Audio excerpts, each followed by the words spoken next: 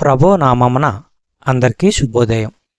ఈరోజు దేవుని వాగ్దానము ఏమనగా, రాజుల మొదటి గ్రంథము 8వ అధ్యాయము 29వ వచనము. నీ దాసుడనైన నేను చేయు ప్రార్థనను దయతో అంగీకరించినట్లు నా నామము అక్కడ ఉండునని ఏ స్థలమును గూర్చి నీవు సెలవిచ్చితివో ఆ స్థలమైన ఈ మందిరము తట్టు నీ నేత్రములు రేయింబగలు తెరవబడియుండునుగాక.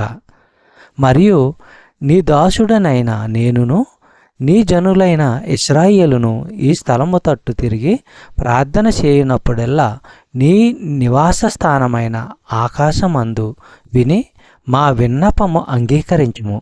వినునప్పుడెల్లా మమ్మును క్షమించుము. సహోదరులారా, ఇశ్రాయేలుకు సంబంధించి దేవుని నివాస స్థలము జెరూసలేము అని, ప్రపంచానికి సంబంధించి ఇశ్రాయేలు ఆయన నివాస స్థలమని, ఈ విశ్వానికంతటికి సంబంధించి పరలోకము నివాస స్థలము అని సొలొమోనుకు తెలుసు. చెప్పబడిన వాగ్దానము దేవుడు దీవించి ఆశీర్వదించును గాక. ఆమేన్.